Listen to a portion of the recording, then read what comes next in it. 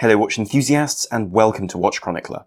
July was a month punctuated with the inevitable new dial colours and special editions used to bring a new lease of life to existing models or collections. However, July 2021 was rather different in that quite a few of these seemingly necessary releases actually provided a much appreciated glimpse into their creators' intentions from Panerai to William Messina's Messina Lab. Beside these, we have also witnessed the rebirth of Tornek-Rayville, provider of Blancpain dive watches to the US Navy, in the capable hands of Bill Yao, and the arrival of one of Lange's drool-inducing Handwerkskunst models. Suffice it to say that there was rather a lot to discuss that month, and indeed a lot to look forward to in this video. Before I begin, I must let you know that this video is sponsored by Aquastar and their remarkable Deep Star, but more on that later. Let's begin with the oldest release, a watch which, in actual fact, was announced in late June, the Tissot Seastar 2000 Professional. The Tissot Seastar has always been a bit of a difficult proposition to suggest. You see, Tissot has a very limited history in the field of dive watches, and even when put next to Christopher Ward, a brand with a similarly short experience for a very different reason, the Seastar has seemed to be a token product. With a 300 metre water resistance and utterly forgettable looks, it's languished with little buying incentive. From this, I don't think that anybody would have imagined that this admittedly old Swiss brand was going to challenge for a place on the saturation divers shopping list. Nevertheless, the Swatch Group's executives have decided to take Tissot down this route with the new Seastar 2000 Professional, a serious dive watch with a hefty pressure rating and dimensions to match. For context, this watch shares almost its entire design with its 300 metre cousin, yet refines virtually every detail. The bezel is proportionally wider and differently graduated. The crown is more substantial, the bracelet is a simple 3-link affair borrowed from the chronograph, and embedded in the left-hand side, a helium escape valve adorns the case. I realise that this isn't too important to most buyers, but unlike the aforementioned Christopher Ward, to which such an edition is profligate at this price, Tissot have made this watch specifically just as usable for an oil rig diver, let's say, as a Rolex Deep Sea. That is, you will agree, a lot of clout for an £895 watch with ETA's latest, albeit simple, 80-hour power reserve low-beat variant of the good old ETA 2824. With all this technology, the Seastar 2000 is ISO compliant as an anti-magnetic and shock-resistant dive watch. Are there downsides to such a seemingly ideal package? Certainly. In order to provide such water resistance at this price, Tissot have produced a 46mm wide and 16.3mm thick case, which will be too large for many, and whilst Tissot have used extremely short lugs to make the package more manageable, these may well make the use of bigger, thicker straps virtually impossible. Even so, for the larger wristed, this may make a splendid choice for the money. Try as Tissot might, the Seastar has a serious lack of history and charisma, two attributes which Bill Yao of Mark II watches has always managed to inject into his products. For those to whom Mark II is a designation for a tank, fighter plane or speedmaster, this is a micro-brand which produces a sparing number of homages to long-discontinued sports watches, from the Rolex Submariner 6538 to the second-generation Omega Seamaster 300 and Benrus dive watches. However, Mark II have never relaunched a defunct brand altogether, something which has changed with Tornek-Rayville. Now, to understand this particular brand, we have to look at necessity. Back in the late 1950s, the US Navy was looking for a watch for its divers, and as per their custom, an American supplier was the preference. As a result, they approached Bulova with a set of specifications, but having no experience in the field, Bulova needed time to develop the product. In the meantime, the Navy tested three alternatives: the Enicar Sea-Pearl 600, the Rolex Submariner, and the Blancpain Fifty-Fathoms, the latter two being used extremely widely in professional and military applications. With the same attitude with which NASA would later test a variety of watches for official use in space, the US Navy beat the living daylights out of the three candidates in 1958 to establish shock, heat and cold resistance, whilst going as far as to drag them over riverbeds for the ultimate test of toughness. Ultimately, only the Blancpain survived, and even when Bulova provided their new option, the Blancpain again proved itself to be more resilient. Due to the Buy American Act, which drove NASA to use American-made cases for their Speedmasters, the Blancpain watches used by the Navy were branded Tornek-Rayville. The first word was the name of Alan V. Tornek, the importer, whilst Rayville was a phonetic approximation of Blancpain's original location in Switzerland, Villeret. Despite this very exciting history, Blancpain hasn't really capitalised on the original design of the TR900, the most well-known US military 50-fathoms model. Instead, Blancpain have released a range of far more ornate offerings, befitting a brand at its level in the Swatch Group's hierarchy. Therefore, Bill Yao has taken the initiative to do it instead. Practically speaking, the new Tornek-Rayville TR660 is a very modest timepiece with a widely appreciated 40mm diameter with a sensible 48.5mm lug-to-lug length. Where this watch really deviates from the modern 50 fathoms, however, is in its intent. You see, the new TR660 is a consummate tool, from its bead-blasted steel case to its 200-metre water resistance and sensible, practical Seiko NE15 automatic movement, a product of being made in Japan. An issue which, all things considered, may have caused some head-scratching is that, historical importance aside, the early 60s 50 fathoms are very simple watches, and the new watch needed to channel just what made the original great, while still offering something new. In this aim, two details spring out. The first is the humidity indicator on the bottom half of the dial, which has been transformed into a place for dial text, as well as a sort of porthole into a semi-submerged world. The second is customization, as this roughly $900 watch is available either with a modern aluminium bezel insert with more graduations and a simple luminous pip at 12, or an acrylic bezel insert with more limited graduations and a full luminous treatment. Being a nostalgic bunch, I reckon that most buyers will choose the acrylic insert, yet in either execution, I look forward to seeing just what kind of watch this ends up being. But it's now time for a word from this video's sponsor, Aquastar. If you're enjoying this video, I suspect that dive watches and the history of subaquatic exploration will be of interest, including work of Jacques Cousteau. Following his joint invention of the aqualung in 1943 with Émile Gagnan, Cousteau's influence on many of our imaginations came with episodes of The Undersea World of Jacques Cousteau appearing from 1966 to 76 in its first run.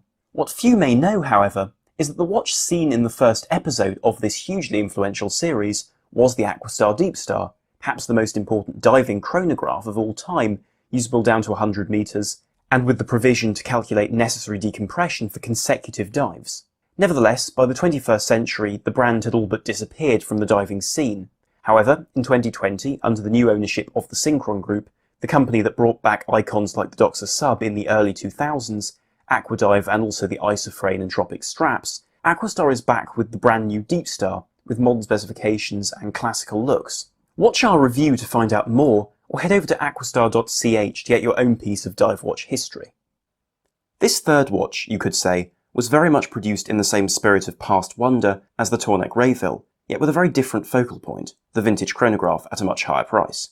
Founded by collector and major enthusiast William Massena, Messina Lab has become a very trendy collaborator for a lot of similarly trendy, but very well received brands such as Unimatic and Ming.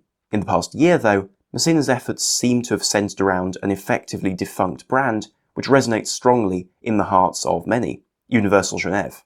Consequently, last year Massena launched the Uni-Racer, either a shameless remake, down to the logo no less, of, or a wistful love letter to, the Universal Genève Uni-Compact's Big Eye, a rare and extremely expensive watch today. Central to that watch's appeal was the association of the original with motor racing and life in the glamour of 60s Europe. As a result, it's no big stretch to picture all the potential scenes in which this watch could appear.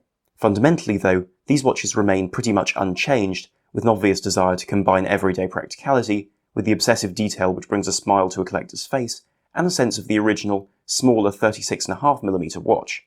This new watch is 39mm across, by 9mm thick in stainless steel, whilst the movement at its core is a modern but well-designed and easily serviced Sellita SW510BHM, a manual relative of the ETA 7750.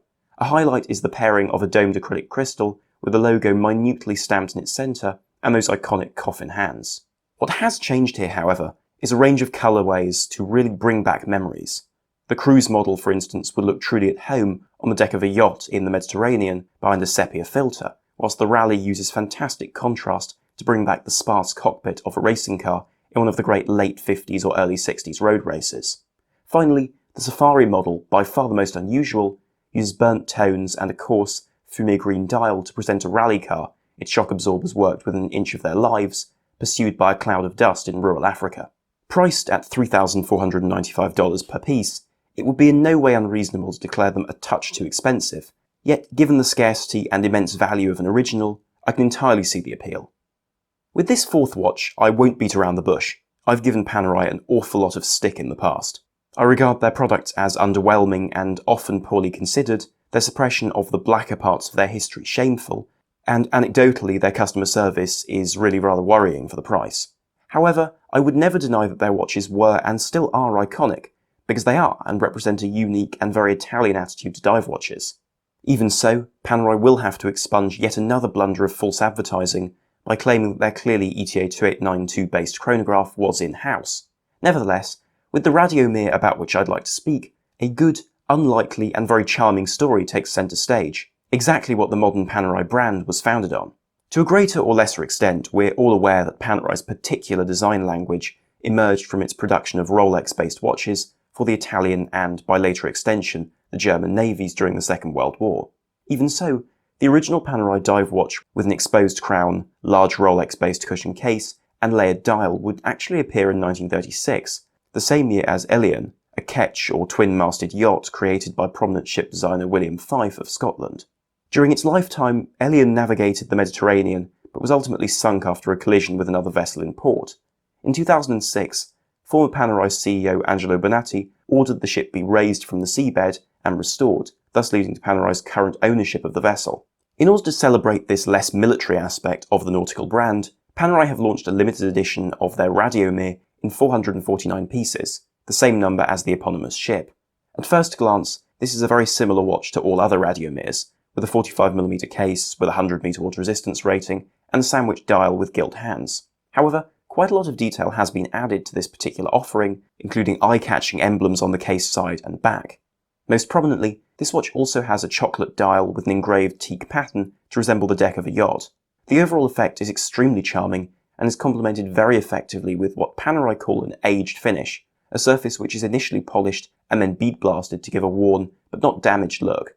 Rather sadly though, Panerai have struck again with their uncanny ability to clutch defeat from the jaws of victory.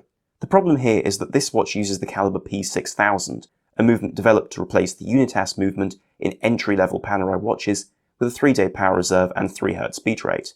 Problematically, the entry-level Radiomir upon which this edition is based costs £3,800 to the £7,000 of this particular edition, a price difference beyond absurd. One could even go so far as to say that Panerai is taking its customers for half-wits, given that, branding aside, both are virtually identical. What a shame. Finally, we come to a watch which, almost as a matter of tradition, had to be included in the most interesting releases of the month, the Lange und Söhne Cabaret Tourbillon Handwerkskunst. Following along from 6 previous Handwerkskunst models, very limited editions of existing models with exquisite and unique craftsmanship added on top, the Cabaret is unusual in that it is the return of a discontinued collection, the Cabaret. You see, Lange discontinued the Cabaret, their rectangular range, about a decade ago in order to move in a different direction, and in amongst a range of versions was the Tourbillon which we see here. Previous versions of this watch were offered with more modest, grained and generally uniform dials, as some of the finest, refined dress watches for a gentleman. Even so, they remained unmistakably beautiful with dimensions of 29.5mm wide by 39.2mm tall in a lovely rectangular format with subtly flared lugs. Inside was and still is the caliber L042.1, a rectangular manually wound tourbillon movement with a power reserve indicator, small seconds and a large date. Funnily enough, this might just be the most unusual Handwerkskunst to date. You see, previous offerings, including the 1815 Rattrapante perpetual calendar from a few years ago, were symphonies in opulence, veritable champions for decadence and excess. By contrast, this watch is very understated. The dial is simple, even plain, with a grey palette and a comparably modest and deep-set tourbillon. The platinum case could easily be mistaken for steel by the uninitiated, and whilst some movement elements are hand-engraved, there's no sign of the free engraving and delicate striping for which Lange is so well known. But it's in the simplicity of this watch where beauty is found. The main movement plate is left virtually unfinished to allow the nickel silver to develop a rich patina, whilst diamond end stones are surrounded by gold chaton and phenomenal polishing on either side of the tourbillon bridge. This polishing matches the geometric angling of the dial's lozenges, produced under layers of enamel. Bizarrely, even the difficulty of producing this dial, a process with a 50% rate of attrition, adds appeal. Is this watch as interesting or as spectacular as the perpetual calendar Rattrapante chronograph from a few years ago? I don't think so, particularly when that watch was €290,000 for one of 20, and this one costs $315 for one of 30. Yet I can appreciate the beauty of such a watch. Personally though, I have more of a penchant for tourbillon only visible through the caseback, but that's just me. The question now is, what do you think of this month's very varied range of interesting releases? Have any of them caught your eye, or are you left unmoved? Let me know in the comments section below. If you enjoyed this video, please remember to like, subscribe, and hit the bell icon to support us and to keep these videos coming. Thank you very much for watching. This is Armon from WatchChronicler.com. Out.